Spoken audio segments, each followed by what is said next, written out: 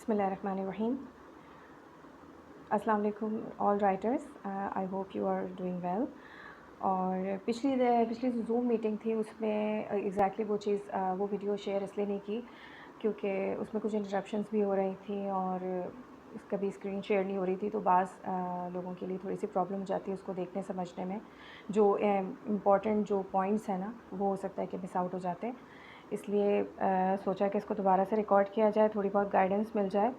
जो mature writers हैं definitely उनको तो ज़रूरत नहीं है, लेकिन जो यंग राइटर्स हैं अभी लिखना सीख रहे हैं, they are learning new skills and how to look for a topic and how to search, तो वो उस तरह की चीज़ों के लिए ये थोड़े से हमने पॉइंट्स जो है हमने उस दिन शेयर किए थे, जिसमें बाज़ लोगों को कुछ इश्यूज़ थे, मतलब लाइट के, इंटरनेट कनेक्टिविटी के, तो उस वजह से वो लोग ज्वाइन नहीं कर सके थे हमें। उनके लिए हमने सोचा कि हम दोबारा से इसकी रिकॉर्डिंग करके आपको शेयर कर दिए जाए कि आप इस 3 मंथ्स इंटर्नशिप प्रोग्राम में बिसाइड्स गेटिंग योर सर्टिफिकेट आप what else you are going to learn. You will learn about the search, how to how to search for any topic, how to start writing, how to look for a topic that will rank higher in Google search. This is what our main objective is, and as our audience is US based, so we will always want to drive the traffic from US, especially because it's a bigger population and people with diverse interests live there, as you all know. So therefore we don't want anything to be politicized. So और हमारी कोई intention भी साफ़ लफ्ज़ों में कहूँ, हमारी कोई ऐसी इंटेंशन नहीं है कि हम पॉलिटिकली किसी को सपोर्ट कर रहे हैं, ऐसा कुछ नहीं है। और ना ही हम वहाँ के पॉलिटिक्स को कवर कर रहे हैं, ना ही हम उनको सपोर्ट करते हैं। हमारा जो टारगेट है ना, वो वहाँ के ऑर्डिनरी सिटीजन्स हैं, जो और चूँकि वो बिगर पॉपुलेशन है विद डाइवर्स इंटरेस्ट्स, इस वजह से क्योंकि हमारी भी कैटेगरीज़ भी इसी तरह की हैं कि हम हर तरह के ऑडियंस को हम उसमें रीडर्स जो हैं उनको कवर कर सकें।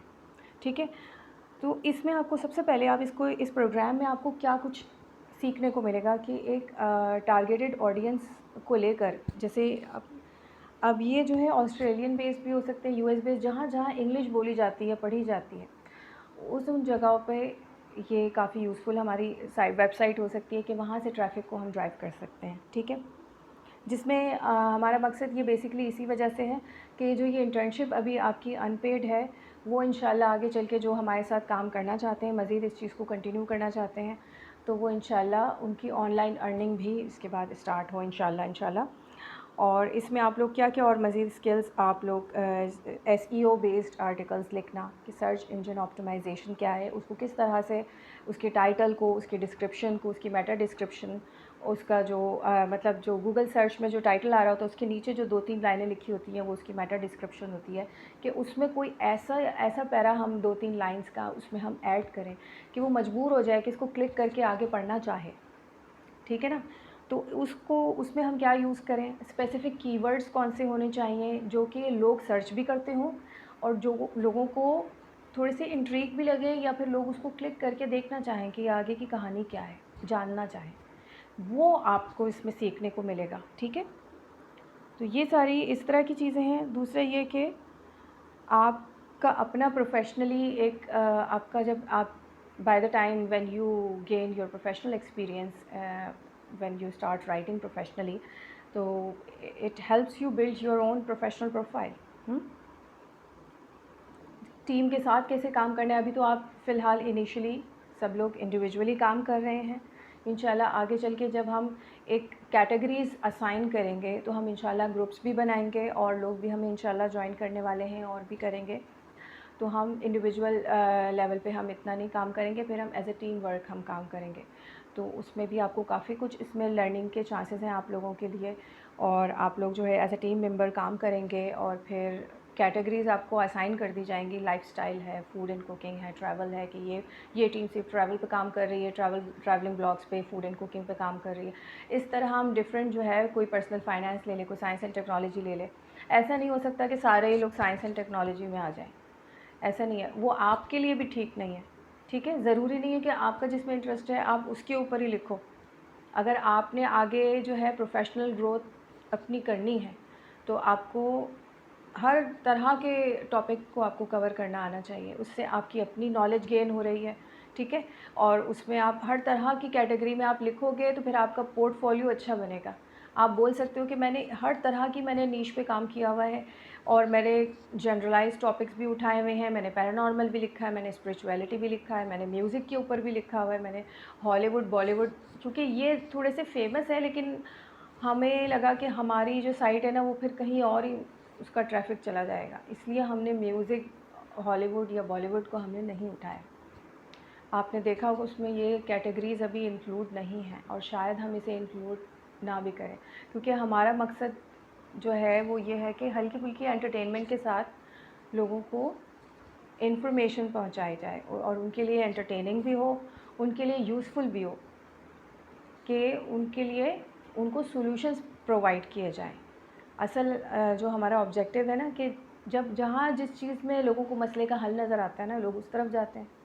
तो हमारा भी कुछ ऐसा ही मकसद है कि हम सॉल्यूशन प्रोवाइड करें, ठीक है ना। और आपके इसमें आप देख लें कि आपकी किस तरह से आप अपने स्किल्स को डेवलप कर सकते हैं। ये काम आपका अपना है, क्योंकि काम आप कर, जितना आप बात को गौर से सुनेंगे, समझेंगे, सीखेंगे, उसको उतने ही अच्छे तरीके से इम्प्लीमेंट कर पाएंगे, जो आगे भी आपके लिए ये चीज़ कारगर साबित हो सकती है, ठीक है। ये जैसे कि मैं पहले भी ज़िक्र कर चुकी हूँ, frame your writing for US audience.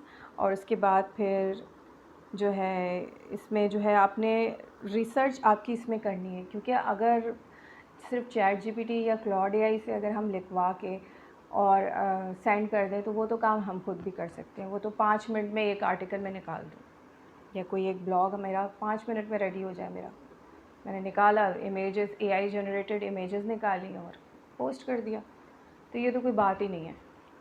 इस तरह बहुत सारे लोग काम कर भी रहे हैं, लेकिन उनकी वेबसाइट्स रैंक नहीं कर रही हैं इतना। उसका अगर आप अथॉरिटी स्कोर देखें तो वो 50 से भी लेस जाता है।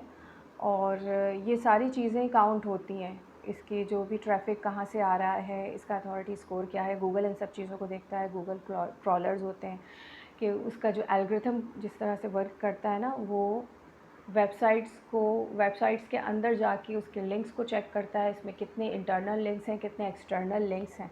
यानी अगर मैंने अपने ही वेबसाइट के किसी आर्टिकल का या ब्लॉग का लिंक अपने इस ब्लॉग में दे दिया है कि if you want to know more about this then you can check out this blog as well, इस तरह करके जैसे आप लिंक दे देते हैं, तो वो हो गया इंटरनल लिंक। एक्सटर्नल लिंक ये है कि आपने किसी और की पोस्ट का हवाला दे दिया, अगर आपका उनके साथ कोई कॉन्ट्रैक्ट है तो, ठीक है ना। या और दूसरी चीज़ों के रेफरेंस के लिए आपने ये दे दिया कि भाई ये वाला लिंक है, आप इस लिंक को चेकआउट करें। अगर आपने अपनी वेबसाइट से बाहर के किसी लिंक को दे दिया है तो वो बैक लिंक्स जैसे कहते हैं, तो वो इस तरह की चीज़ें भी सारी इसमें आ जाती हैं। उन चीज़ों का ध्यान रखना है। खैर वो आपका इशू नहीं है, लिंक्स वगैरह को उसको हम देख लेंगे कि इसको किस तरीके से करना है। दूसरा ये कि जो प्लेजरिज्म की वजह से अगर आपने कहीं से कॉपी पेस्ट किया है, किसी और ब्लॉग से उठाया है, या फिर एआई जनरेटेड है। एआई जनरेटेड तो वो हम खुद, हमारे पास ऐसे टूल्स हैं, हम उसको डिटेक्ट कर लेते हैं कि ये आपने एआई से इसको जनरेट करके दिया है, ठीक है। तो ये चीज़ आ जाती है फिर। और गूगल जो है हमेशा प्रेफर करता है कि हमेशा ह्यूमनाइज कंटेंट जो होता है, ह्यूमन रिटन कंटेंट है, उसको प्रेफर करता है ऑन एआई जनरेटेड कंटेंट। तो वो फिर हमारी जो आपका जो ब्लॉग है ना, वो फिर इतना पढ़ने में नहीं आ रहा होगा, वो फिर कहीं दूसरे तीसरे या चौथे पेज पे गूगल की सर्च के चला जाएगा और फिर वो इस तरह से रैंक भी नहीं कर पाएगा, ठीक है। तो इस तरह की चीज़ों का ध्यान बहुत ज़्यादा रखना है, ठीक है, कि आपने कोशिश करें, क्योंकि ये आपके अपने लिए अच्छा है कि अगर आप चीज़ को ख़ुद लिखेंगे। रिसर्च पर्पसेस के लिए आप ज़रूर यूज़ करें, चैट जीपीटी है या क्लॉड है, परप्लेक्सिटी है, ज़रूर यूज़ करें। मैं ख़ुद भी लिख रही हूँ, एक आर्टिकल मैंने पोस्ट भी किया था अभी, और अभी एक्चुअली हमारा कुछ डेवलपमेंट वर्क चल रहा है वेबसाइट पे, इसलिए अभी वो ओल्डर वर्जन ही नज़र आ रहा है। अभी वेबसाइट का जो भी है ना, सिंपल ओल्डर वर्जन है, वो अभी हमारा चल रहा है। इंशाल्लाह 1-2 दिन में वो डिप्लॉय हो जाएगा, तो फिर आप न्यू लुक देखिएगा, ज़रूर चेकआउट करें वेबसाइट आपको कैसी लग रही है, और मुझे फ़ीडबैक ज़रूर दीजिए प्लीज़। आप ग्रुप के ऊपर जो भी मैं पोस्ट करती हूँ उसमें आप लोग घबराने की, परेशान होने की कोई बात नहीं है। और जो भी बात जहन में आए, आपको अच्छी लग रही है कोई बात बुरी लग रही है, आप बिला झिझक आप उसको ग्रुप पे पोस्ट कर दें, ठीक है। ग्रुप पे आप फ़ौरन कह दें कोई मसला है, कोई अपना पर्सनल इशू है, कोई बात है, कुछ मुश्किल हो रही है, कुछ है, आप मुझे प्राइवेट मैसेज कर दें, ठीक है। और दूसरी चीज़ ये कि कोई ऐसी परेशानी की बात नहीं है, अगर आप खुद विलिंग हैं सीखने के लिए तो कोई इशू नहीं है, ठीक है ना। और अभी ये 3 मंथ्स की बात है, 3 मंथ्स किसने देखे हैं, ये तो यूँ गुजर जाने हैं। अगर मीनवाइल अगर आपकी लर्निंग भी हो जाए और आपकी स्किल डेवलपमेंट भी हो जाए तो उसमें बुराई क्या है, ठीक है ना। क्योंकि आगे तो फिर आपके अर्निंग के चांसेस तो हैं ही इंशाल्लाह। तो आप डेफ़िनेटली आप चेक कीजिएगा न्यू लुक में, और इसमें जो भी हैं आप फ़ीचर्ड सबके आर्टिकल्स जो हैं उसमें फ़ीचर्ड होंगे, फ़ीचर्ड ब्लॉग्स का मैंने ना वो इसी वजह से वो गया दोबारा से डेवलपमेंट फ़ेज़ में, कि आप लोगों के जो भी है मैंने जो ब्रीफ इंट्रोडक्शन इसीलिए मैंने मंगवाए हैं सबके, कि उसमें सब आप लोगों को हाईलाइट किया जाए, आप लोगों को फ़ीचर किया जाए, क्योंकि नए आने वाले बच्चों में ये रुझान बहुत कम है कि वो खुद से लिख रहे हैं। इंसान की लिखी हुई चीज़ ना उसकी अहमियत कभी भी कम नहीं होती। और एआई जनरेटेड कंटेंट आपको बहुत मिल जाएगा इंटरनेट पर जो गूगल के एल्गोरिथम को उन्होंने ऐसे कर दिया है कि ह्यूमनाइज कंटेंट को वो हमेशा प्रेफर करेगा और वो उसे ऊपर लेकर आएगा। आप लोग इस बात को समझिए कि आपका लिखा हुआ कंटेंट किस तरह ऊपर आएगा, अगर आपने खुद से लिखा होगा उसे, तो वो किस तरह ऊपर आ सकता है as compare to other AI generated content, ठीक है ना। तो अगर आपने इस चीज़ में प्रोग्रेस करना है, अर्निंग भी करनी है अच्छी, तो फिर आपने खुद लिखना है। इसलिए मैं आप लोगों को समझा रही हूँ कि आगे चल के, अभी आपको बाज़ लोगों को हो सकता है मेरी बात जो है अच्छी ना लगे या समझ में ना आए, तो उनको आगे चल के फिर इस चीज़ की रियलाइजेशन होगी कि खुद से लिखना क्यों अच्छा है, क्यों कारआमद है, ठीक है। और दूसरी चीज़ ये कि कोई भी मुश्किल हो, कोई परेशानी हो, बिला झिझक सवाल करें। अब तक कोई भी इस तरह से एक आध लड़की है, उसने गालिबन पूछा था, ठीक है, मायदा ने मुझसे पूछा था, और किसी ने भी कुछ किसी को कोई इशू, चलो अच्छी बात है अगर ऐसा है कि किसी को और कोई सवाल नहीं करना है, कुछ नहीं करना है, लेकिन यह है कि और बोझ किसी के ऊपर नहीं है, कोई बर्डन नहीं है। आपने हफ्ते में एक दिन, आपने हफ्ते में एक दिन ही, हफ्ते में आपने एक ब्लॉग देना है, ठीक है ना। तो और वो एटलीस्ट वो कहते हैं कि गूगल जो है ना वो 1500 वर्ड्स से छोटा जो कम अल्फाज का लिखा हुआ ब्लॉग होगा ना उसे गूगल रैंक नहीं करता। तो इस वजह से हमें हमारी जो मिनिमम रिक्वायरमेंट है ना वो 1500 टू 2000 वर्ड्स है। ज़रूरी नहीं है कि 2000 अल्फाज तक जाए आपका ब्लॉग, आप उसे 1500 रख दें, ठीक है, कोई मसला नहीं है। चलें 1400, सम टाइम्स, हमेशा नहीं, ऐसा नहीं कि आदत बना लें, 1400 भी चलेगा, लेकिन उससे कम ना जाए। कोशिश करें कुछ ऐड कर दें, कुछ सब हेडिंग्स लगा दें, ठीक है, लेकिन उससे उससे नीचे ना जाए, ठीक है। वो तो आप जब लिखने पर आते हैं तो माशाल्लाह आप लोग सारे राइटर्स हैं, तो वो तो फिर लिखने पे आते हैं तो सफ़े स्याह करते ही चले जाते हैं माशाल्लाह से, तो वो तो कोई अल्फाज का तो कोई ऐसा इशू है ही नहीं, ठीक है। तो हम इस चीज़ की भी बात कर चुके हैं। दूसरी चीज़ ये है कि प्रॉपर साइटेशन, जो भी आपने जहाँ से भी आप रिसर्च कर रहे हैं, इवन आपने अगर जैसे चैट जीपीटी से भी अगर आपने उस पर रिसर्च की है या क्लॉड एआई से, वहाँ से आपने इस टॉपिक के बारे में आपने चीज़ें निकलवाई हैं कि भाई ये मुझे इस बारे में जो भी टॉपिक है उसमें आपने सर्च किया है, उसमें जो भी चीज़ें आई हैं, अब उसको आप गूगल पे भी सर्च कर लें, उसमें जो भी उसके रिलेटेड जो भी लिंक्स आ रहे हैं ना, उसमें जो आर्टिकल्स नज़र आ रहे हैं आपको, क्योंकि हम देखिए बेसिकली अभी हमारी ये कोशिश है कि हम क्यों टॉपिक्स खुद असाइन कर रहे हैं, वो हम कोई वजह होती है कि हमने अगर कोई टॉपिक असाइन किया है किसी को और उसकी हम उसके ऊपर वर्क करते हैं कि ये इसकी कितनी वैल्यू है, कितना कंपटीशन है इस कीवर्ड का, इस टाइटल का कितना कंपटीशन है, कितना ये गूगल पे रैंक कर रहा है, इसको लोग कितना सर्च कर रहे हैं, हम इन सब चीज़ों को नज़र में रखते हुए फिर हम उसको असाइन करते हैं। तो ये चीज़ भी आपको आगे चल के सिखाई जाएगी कि आपने ख़ुद से कैसे ये सर्च करना है, कि फिर हम असाइन नहीं करेंगे, ये काम आप ख़ुद सर्च करेंगे, फिर हम सिर्फ कैटेगरीज़ असाइन होंगी और फिर आप टॉपिक्स खुद इंशाल्लाह सर्च करने के लायक हो जाएंगे और ख़ुद आप उसमें से निकाल के हमें बताया करेंगे कि देखो ये जो है ना लो कंपटीशन है या ये हाई कंपटीशन ये कीवर्ड है या ये टॉपिक है इस पे मैं लिखना चाहती हूँ या लिखना चाहता हूँ। तो इंशाल्लाह ये भी अभी होगा। अभी चूँकि बेसिक चीज़ें, हम बेसिक रिक्वायरमेंट्स आपको हम सिर्फ बता रहे हैं, ठीक है ना।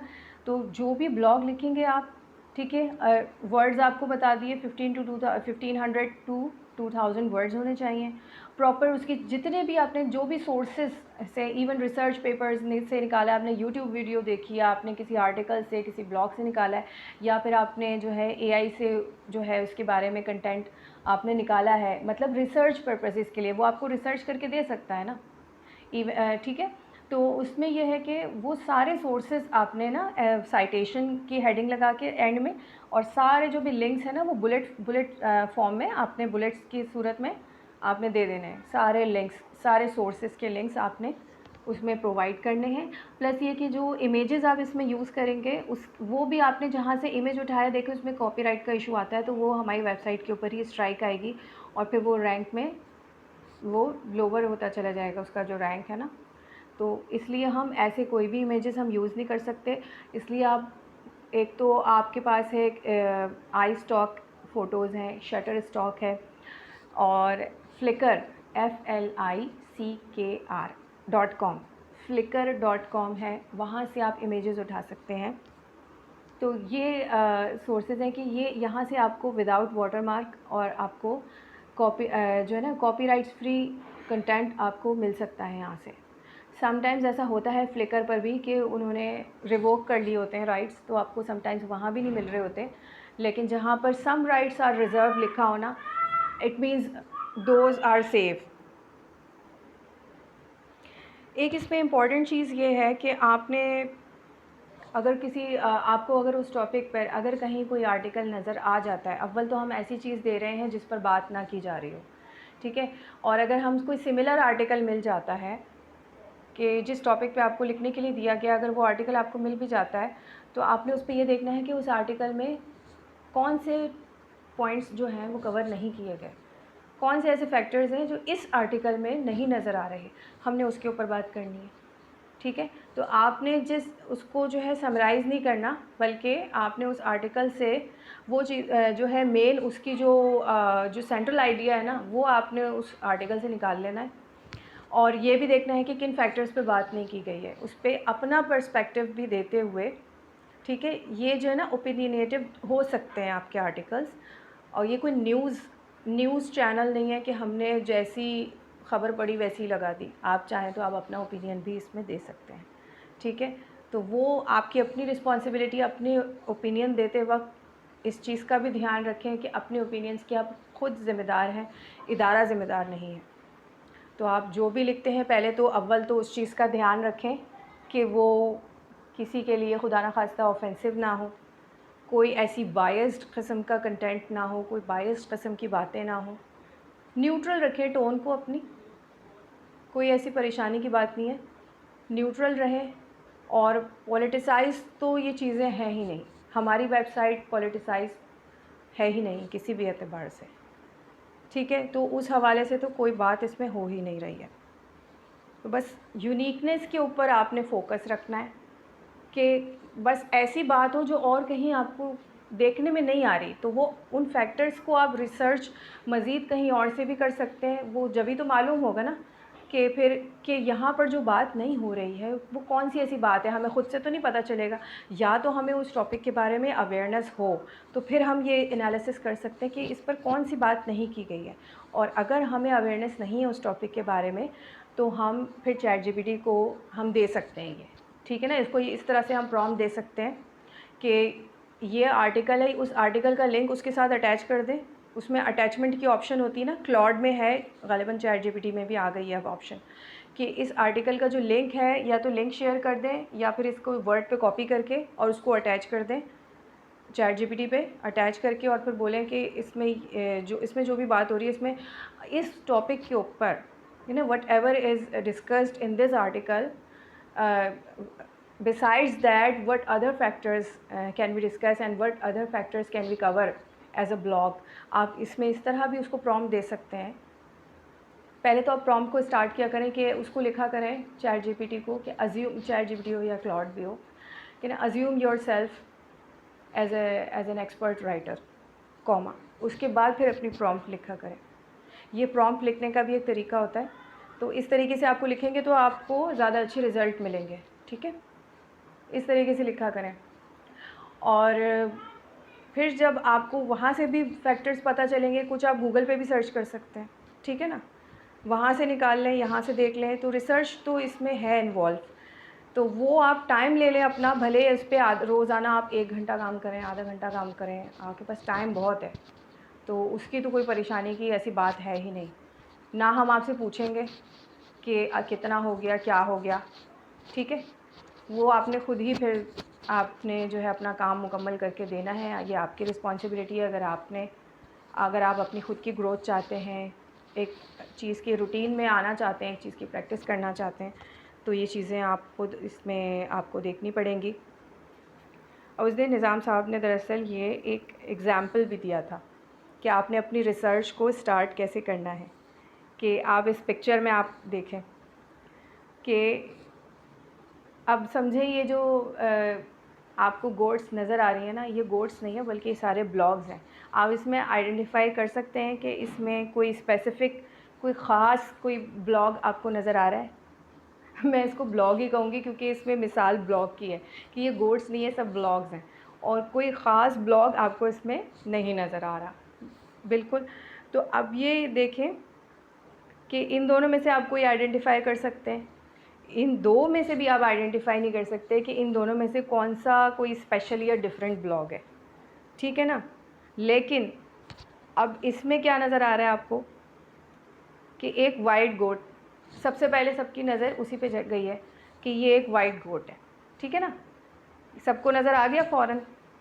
तो हमें ऐसा ही चाहिए कि ये जो वाइट गोट है ना, ये हमारा ब्लॉग है, ये जो है हमारी टीम ने लिखा है, ठीक है ना। आप लोग इतने सारे माशाल्लाह से, तो आप में से जो भी इस तरह का कोई ब्लॉग लिखे, हमें ऐसी चीज़ चाहिए कि हमें दूर से ही नज़र आ जाए, भाई गूगल पे सर्च करें सबसे पहले यही नज़र आ जाए कि ये जी यूरिका 369 का ये ब्लॉग है, ये यहाँ पर लिखा हुआ है, डिफरेंट ब्लॉग है ये, तो ये दूर से ही नज़र आए वाइट गोट की तरह। तो इसके लिए जो है हम आपको वो चीज़ सिखाना चाह रहे हैं कि how to write this different blog, ठीक है ना। इसको डिफरेंट आपने तरीके से कैसे बनाना है, किस तरह से इसको स्टैंड आउट करना है अमंग ऑल अदर ब्लॉग्स, ठीक है। अब इसमें जो है आपने रिसर्च पेपर, न्यूज़पेपर पे भी जा सकते हैं, देखने को बहुत सारी चीज़ें हैं। यूट्यूब पे आपको उस टॉपिक के ऊपर आपको यूट्यूब पे वीडियोज़ मिल जाएंगी। और आप ऐसे भी कर सकते हैं, वैसे तो अब आजकल यंगस्टर्स की आदत नहीं रही है कि कोई भी सोच जहन में आए तो उसको पेपर पे लिखें, लेकिन फिर भी ये चीज़ रेकमेंडेड है कि अगर आप जो भी उस बारे में सोच रहे हैं, आप ब्लॉग लिखना स्टार्ट करें, तो उसको पेपर पे भी बुलेट पॉइंट्स की सूरत में आप लिख लें, ठीक है ना। ये भी एक तरीका है कि इस तरह से पॉइंट्स बना के, मैंने भी काफ़ी इस तरह से ब्लॉग्स लिखे हैं कि मैं अपनी डायरी में रखती थी, मैं उसमें जो है अपने सारे उसके पॉइंट्स बनाती थी। तो उससे भी बहुत आसानी हो जाती है उन सब चीज़ों को, जब हम काम करना फिर उस पर शुरू कर रहे होते हैं, हेडिंग्स स्टार्ट कर रहे हैं, फिर कि ये पॉइंट भी हमने मिस ना कर जाए, वो पॉइंट भी मिस ना कर, जो इंपॉर्टेंट पॉइंट्स हैं या सीक्वेंस हैं वो पेपर पे लिख लिया, डायरी में लिख लिया। तो उससे फिर ये होता है कि फिर एक सीक्वेंस खुद ब खुद डेवलप होती चली जाती है, ठीक है। तो ये इस तरह से ये मतलब एक अच्छा तरीका कहलाता है लिखने का। अच्छा, एक जो है ना आपका फ़ोकस की फ्रेज़, जो आपका फ़ोकस की फ्रेज़ है ना, वो दरअसल होता क्या है, जो मेन फ्रेज़ होता है ना आपके ब्लॉग का। अब जैसे अभी मैंने रिसेंटली जो मैंने अपना ब्लॉग पोस्ट किया था, मैं उसकी एग्ज़ाम्पल आपको देती हूँ कि उसमें था पर्पल पोटैटोज़, ठीक है। मैं क्विज़ीन्स की कैटेगरी में मैं लिख रही थी, फूड एंड कुकिंग में। तो मैंने पर्पल पोटैटोज़ को मैंने, जिसको पेरुवियन पोटैटोज़ भी कहते हैं, कि पेरू जो साउथ अमेरिका में एक कंट्री है पेरू के नाम से, वहाँ पर ये जो है पर्पल पोटैटोज़ की काश्त की जाती है वहाँ पर। तो अब एक यूनिक किस्म की एक सब्ज़ी है, एक वहाँ की कुइज़ीन का, वहाँ हिस्टोरिकली काफ़ी फेमस है ये चीज़, काफ़ी सालों से चली आ रही है, उसको वो प्रिज़र्व करना और सारी उसकी डिटेल्स हैं, उसकी रेसिपी शेयर करना, कहाँ से अवेलेबल है, कहाँ से ख़रीद सकते हैं, किस तरह से पका सकते हैं, वो कैसे प्रिज़र्व करते थे, इसकी न्यूट्रिशनल वैल्यू क्या है। तो बहुत सारी चीज़ें मैंने इसके अंदर कवर की, ठीक है ना। अब लेकिन मेरा फ़ोकस की फ्रेज़ क्या था, पर्पल पोटैटोज़। पर्पल पोटैटोज़ मैंने आप कहते हैं कि एक फ़ोकस की फ्रेज़ रखें, उसी से आपका टाइटल स्टार्ट होना चाहिए। ये मैं आपको जिन लोगों को अब हमारी टीम में बहुत सारे लोगों को एसईओ ऑप्टिमाइज़ आर्टिकल लिखने का आइडिया है, उनको अच्छे से लिखना आता है। तो वो तो इस चीज़ को काफ़ी अच्छी तरह से समझ रहे हैं कि एसईओ ऑप्टिमाइज़ आर्टिकल में ये फ़ोकस की फ्रेज़ जो है वो कितनी अहमियत रखता है। और इसमें जो है आपका फ़ोकस की फ्रेज़ जो है वो टाइटल आपका स्टार्ट ही इसी से होगा, ठीक है, पर्पल पोटैटोज़। और उसके बाद जो है आपकी मेटा डिस्क्रिप्शन में उसके जो नीचे पैराग्राफ है उसमें भले ही ना आए, लेकिन उसमें उसका ज़िक्र फिर भी अगर आ जाए तो अच्छी बात है, ना आए तो कुछ इंट्रिग सा होता है, वो हम देख लेंगे कि उसमें मेटा डिस्क्रिप्शन क्या रखनी है। बाकी आपका जो भी थ्रू आउट ब्लॉग आपके 6 to 7 टाइम्स, एटलीस्ट 7 टाइम्स ये रिपीट होना चाहिए, ये ज़िक्र आना चाहिए। तो इसलिए फ़ोकस की फ्रेज़ ऐसा ही सेलेक्ट करें, ऐसा ही उसमें रखें कि जो 6-7 मरतबा उसमें यूज़ हो। तो वो आपने उसको जो है जब आप ब्लॉग भेजेंगे तो आपने उसमें जो है ना एंड में या स्टार्ट में आपने उसमें ब्रैकेट में फ़ोकस की फ्रेज़ क्या है इस ब्लॉग में, वो आपने ऊपर ही मेंशन कर देना है कि मेरे इस ब्लॉग का फ़ोकस की फ्रेज़ ये है, ठीक है। वो आपने 6 और 7 टाइम्स आपने अपने ब्लॉग में यूज़ करना है। टाइटल स्टार्ट आपका फ़ोकस की फ्रेज़ से होना चाहिए। आपकी जो हेडिंग्स हैं, हेडिंग्स में भी कोशिश करें कि ये फ़ोकस की फ्रेज़ यूज़ हो हेडिंग में, और हेडिंग्स के बाद सब हेडिंग्स में भी आए। मैं ये नहीं कह रही कि हर हेडिंग या सब हेडिंग में आए, लेकिन अगर आ जाए, अगर 10 हेडिंग्स हैं उसमें से 6 या 7 हेडिंग्स में इसका ज़िक्र आ जाए फ़ोकस की फ्रेज़ जो आपका है, ठीक है। और दूसरी चीज़ ये कि बहुत लॉन्ग पैराग्राफ्स ना रखें। अगर लॉन्ग हो रहे हैं तो उसको 2-3 पैराग्राफ्स में डिस्ट्रीब्यूट करके उसमें कोई सब हेडिंग लगा दें, ये काम ज़रूर करना है। बहुत लेंदी पैराग्राफ्स एक हेडिंग के अंदर बहुत ही बड़ा सा पैराग्राफ नहीं चाहिए, ठीक है। उसको आपने डिस्ट्रीब्यूट कर देना है और उसमें सब हेडिंग का इस्तेमाल ज़रूर करना है। इस चीज़ के ऊपर प्रॉम्प्ट आता है कि ना ये चीज़ आपने इसको जो है देखना है चीज़ को कि आप अगर आपको लग रहा है ये पैराग्राफ लंबा है, आप उसमें सब हेडिंग लगा दो, ठीक है। इस चीज़ का आप ध्यान रखो। और थ्रू आउट ब्लॉग आपकी जो टोन है वो एक्टिव वॉइस फॉर्म में होनी चाहिए। अगर कोई सेंटेंस उसमें पैसिव वॉइस आप उसमें आ भी रहा है ना, अगर आपने जैसे भूले से कर दिया है, आप उसको जब प्रूफ रीड कर रहे होगे आप उसे एक्टिव वॉइस में कन्वर्ट कर दो, ठीक है। अगर कर सकते हैं तो कर दें। अगर किसी ऑब्जेक्ट का ज़िक्र हो रहा है तो तब तो ज़ाहिर है मजबूरी है, उसको पैसिव वॉइस में ही रखना पड़ता है, लेकिन कोशिश करो कि उसे एक्टिव वॉइस में कर दो किसी तरह। मतलब अगर चलो ऑब्जेक्ट यानी कि आप कहने का मेरा मकसद ये है कि 1 से 2 सेंटेंस हो गए या 3 सेंटेंस, बस इससे ज़्यादा पैसिव वॉइस सेंटेंस एक ब्लॉग में नहीं होने चाहिए। बाकी आपके सारे सेंटेंसेस एक्टिव फॉर्म में हो, ठीक है। इस चीज़ का आपने अच्छे से ध्यान रखना है कि ये एक्टिव वॉइस फॉर्म में ही होने चाहिए। अब यहाँ पर भी वही बात है जो मैं पहले ही एक्सप्लेन कर चुकी हूँ।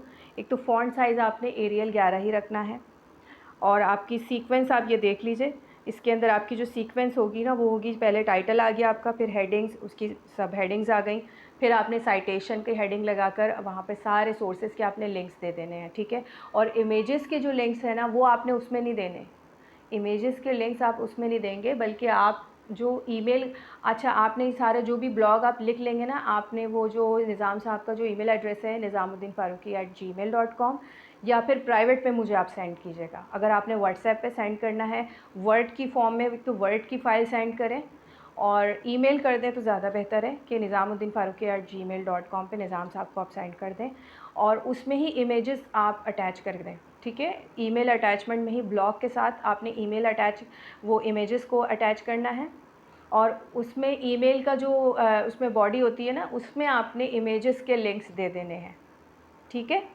इमेज के लिंक्स जो है आपने ज़रूर देने हैं।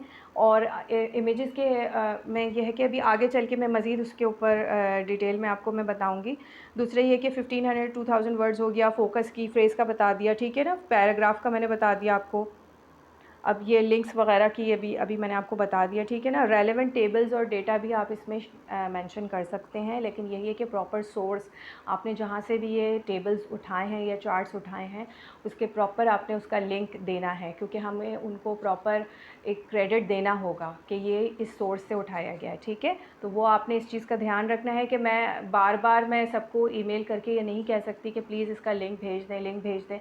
आप लोग प्लीज़ इस चीज़ का ध्यान रखें कि लिंक आपने खुद से आपने भेजना है, ठीक है। अब इमेज में एक चीज़ आप ये समझ लें कि इमेज में एक तो मैंने आपको शुरू में ही वेबसाइट्स बताई थी, मैं दोबारा बता देती हूँ। तो ये flickr.com, FLICKR flickr.com है। और आई स्टॉक, शटर स्टॉक, ये तो सब आपको पता है, लेकिन इसमें यह है कि फ्री इमेजेस में फिर वाटरमार्क का इशू आता है, वाटरमार्क आता है, कोशिश करें वहाँ से ना लें।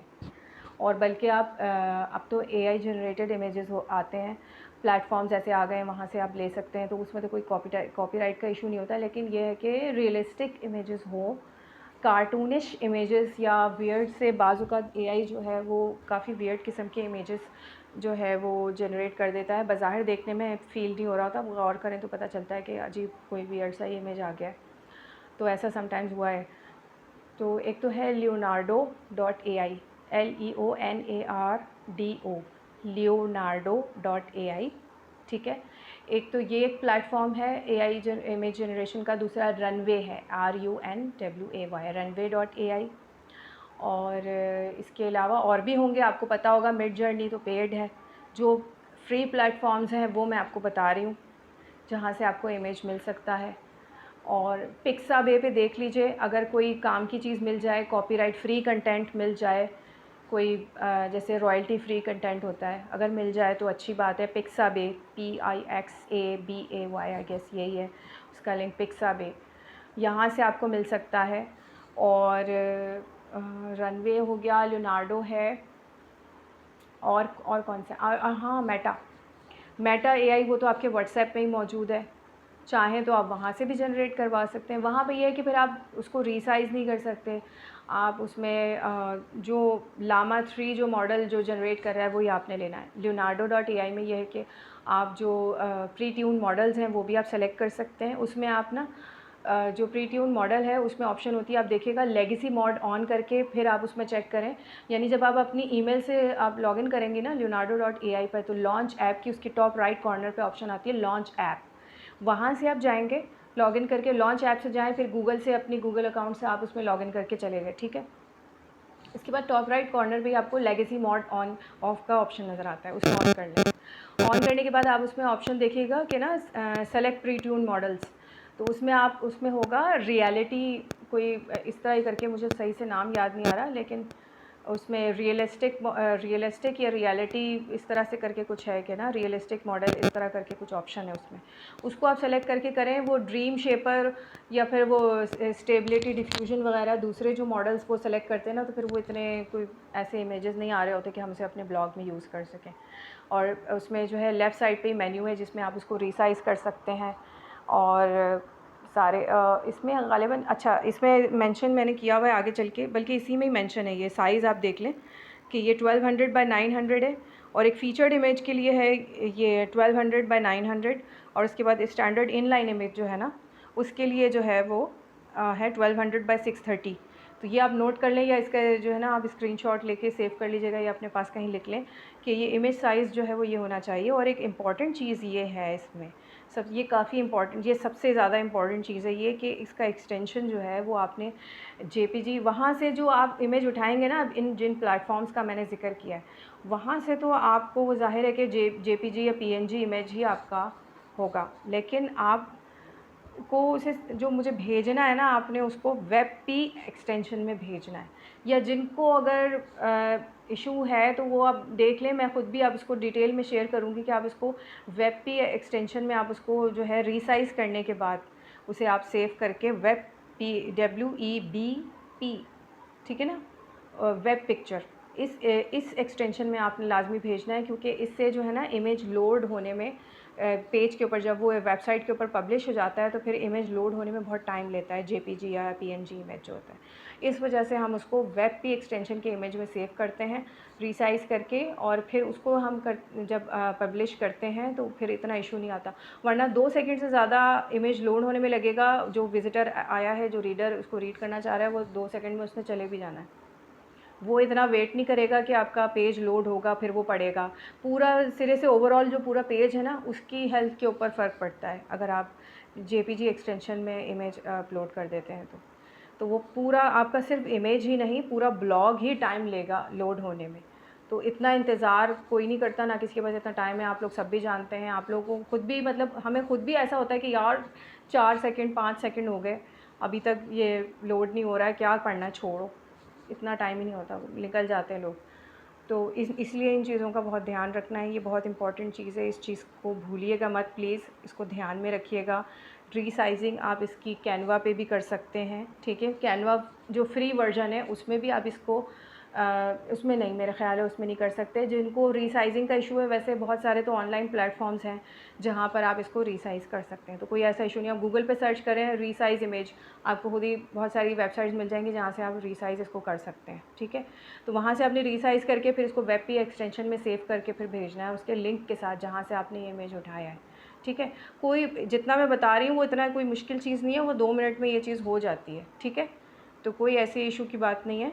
और वेब पी एक्सटेंशन में इसको किस तरह से वो तो ज़ाहिर है, वो तो रीनेम करने में भी एक्सटेंशन चेंज हो जाता है, लेकिन इसमें मज़ीद मेरा ख़्याल है कि ये चीज़ काफ़ी नहीं रहेगी इसमें बाकायदा इसके कन्वर्ट इसको करना होगा। तो वो आपको इंशाल्लाह आगे इसकी डिटेल्स जो है वो शेयर कर दी जाएंगी। और बस इन सब चीज़ों को आप ध्यान में रखें, उन सब पॉइंट्स को आप अपने जहन में रखते हुए काम करेंगे तो वो आपके लिए भी बहुत आसानी होगी, हमारे लिए भी आसानी होगी। और इसमें यह है कि आपका भी जो है इसमें फ़ायदा है, आपको ग्रोथ आपको इसमें मिल रही है, इसके इतने अच्छा आपको चांस मिल रहा है। और इंशाल्लाह आगे भी आप इस चीज़ को कंटिन्यू रखेंगे, इसको आप फुल फ्लेज करियर भी बना सकते हैं। और ज़ाहिर है कि इसमें ऐसा कुछ नहीं है, इसमें नुकसान किसी का भी नहीं है। अगर आप सीखते हैं और जेन्युइन काम करते हैं तो फिर आप सरवाइव भी करते हैं और आपकी सस्टेनेबिलिटी के चांस भी बढ़ जाते हैं। वरना जो लोग फेक चीज़ों पे जाते हैं और शॉर्टकट्स ढूंढते हैं और बहुत फास्ट चल रहे होते हैं, तो फिर वो जितने फास्ट वो आते हैं ना, वो उतने ही फास्ट फिर निकल भी जाते हैं, वो गायब भी हो जाते हैं फिर, ठीक है ना। और हमारा और आप लोगों को लेकर भी हमारा ये मकसद है कि हम सस्टेन करें, आपको भी हेल्प करें। आप हमें जो है हम जो है आप लोगों के लिए स्प्रिंग बोर्ड साबित हो, ठीक है ना। समझते हैं आप लोग सब कि आप लोगों को किस तरह हमने ग्रो करवाना है, कि आप लोग को यहाँ से कुछ सीख के जाने का मौका मिले, ठीक है ना। कि इसमें ना आपका कोई नुकसान है ना हमारा कोई नुकसान है। और हमेशा जो है जो बस यही है कि इसमें कॉपीराइट्स के इशू की वजह से जो है थोड़ा सा बहुत वो कंसर्न इसमें आ सकता है, अदरवाइज़ कोई ऐसी बात नहीं है। टाइम अपना लें आप, जितना आपने इसके ऊपर वर्कआउट करना है अच्छे से इसको पढ़ें, समझें, रिसर्च करें, जब टाइम मिले करें, जब टाइम ना मिले छोड़ दें, ठीक है। सबकी अपनी अपनी मसरूफियात है माशाल्लाह। आप लोग, कोई स्टूडेंट है, कोई कहीं जॉब कर रहा है माशाल्लाह से, प्रोफेशनल्स भी हैं हमारी टीम में, और डॉक्टर्स भी हैं माशाल्लाह से, इंजीनियर्स हैं, और मतलब प्रोफेशनल राइटर्स और जर्नलिस्ट भी हैं माशाल्लाह से। तो काफ़ी सारे लोग हैं इसमें सपोर्ट कर रहे हैं, और इंशाल्लाह इन सबको साथ लेके चलने का हमारा भी इरादा है। और बस हमारा मकसद है, लोगों को हम जितना सॉल्यूशन प्रोवाइड करेंगे, ऐसे मौज़ूआत का चुनाव करेंगे जिसमें लोगों के लिए कोई सॉल्यूशन है, कोई एंटरटेनमेंट है, उनका एक अच्छा टाइम पास है, उनको उसमें अच्छी मालूमात मिल रही है, उनके कोई मसले का हल मिल रहा है उसमें, तो लोग उस चीज़ को पढ़ते हैं, ठीक है। और बाकी है कि पॉलिटिक्स पे इसमें कोई बात नहीं होगी, और ना ही हमारा कोई ऐसा मकसद है, और ना ही हम कोई बायस्ड बात करना चाहते हैं, और ना ही ऑफेंसिव बात करना चाहते हैं। ये तो सब ही इन चीज़ों को अवॉइड करते हैं। वैसे तो यही कंटेंट सबसे ज़्यादा वायरल जिसे होना कहते हैं, वो तो वही हो रहा है आजकल। लेकिन वो तो बहुत सारी, आप लोगों को भी अंदाज़ा है कि क्या क्या चीज़ें हैं जो वायरल नहीं हो रही हैं, लेकिन हमारा फ़ोकस साथ साथ क्वालिटी पर भी है, ठीक है। ठीक है ना, कि हमें क्वालिटी कंटेंट निकालना है, वरना तो हम क्या है, हम हरीम शाह पे हम लिखना शुरू कर दें, हम चाहत फ़तेह अली ख़ान पर लिखना शुरू कर दें हैं, तो हमारा क्या है, हमारा यूँ वायरल हो जाना है। तो हम वो चीज़ हम नहीं चाहते कि हम खुद भी गिर जाएँ सिर्फ़ इसलिए कि भाई ज़्यादा से ज़्यादा ट्रैफ़िक आए, ज़्यादा से ज़्यादा लोग पढ़ें। तो ये मकसद ये नहीं है, हम इतना गिरना नहीं चाह रहे, हमारा ना हमारा ये शेवा है।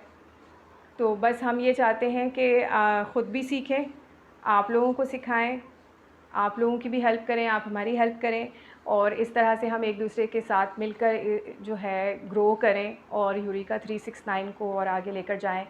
और इसमें सबके लिए इंशाल्लाह फिर ऑनलाइन अर्निंग का जो है इसमें सिलसिला स्टार्ट हो इंशाल्लाह। तो इन सारी चीज़ों को आप लोग जो है इंशाल्लाह जब इम्प्लीमेंट करेंगे जो कुछ आप सीख रहे हैं इसमें, तो इंशाल्लाह आपको ज़रूर इसमें फ़ायदा होगा। तो आप इन सब चीज़ों को ध्यान में रखिए, और जो भी चीज़ कि इसमें जो भी बातें मैंने कही हैं, इसमें कुछ भी सवाल है आप मुझे ग्रुप पे आप पूछ सकते हैं, या कोई ऐसा इशू आपको लगता है कि ग्रुप पे नहीं पूछना चाहिए, आप मुझे प्राइवेट में मैसेज कर दें, नो इशू। ठीक है, आप किसी भी वक्त मैसेज छोड़ दें, वॉइस मैसेज छोड़ दें, मैसेज छोड़ दें, ठीक है। कॉल आप ना करें बेशक, लेकिन आप मैसेज छोड़ दें या वॉइस मैसेज कर दें, वो आप किसी भी वक्त कर सकते हैं, वो कोई टाइम का कोई इशू नहीं है, ठीक है। वो मैं जब भी देखूँगी मैं आपको रिप्लाई कर दूँगी, या निज़ाम साहब सुबह में देखते हैं, वो देखेंगे, वो आपको रिप्लाई कर देंगे, ठीक है। तब तक आप लोग अपना सब ख्याल रखिए और मेहनत से काम कीजिए, और जब अगर कुछ सीखना चाहते हैं तो इंशाल्लाह आपको इसका फल भी ज़रूर मिलेगा। तो बस मेरी भी दुआ है कि आप लोग ग्रो करें, और इंशाल्लाह और भी नई चीज़ें आप लोगों को इसमें सीखने को मिलें, और यूरेका 369 का जर्नी जो है वो आपके और हम सबके लिए ही जो है ना बेहतरीन साबित हो। तो अल्लाह इसको कामयाब करे, और आप लोगों सबको, जब आप लोग सब कामयाब होंगे तो यूरेका 369 भी कामयाब होगा इंशाल्लाह, ठीक है। अपना बहुत ख्याल रखिएगा, अल्लाह हाफ़िज़।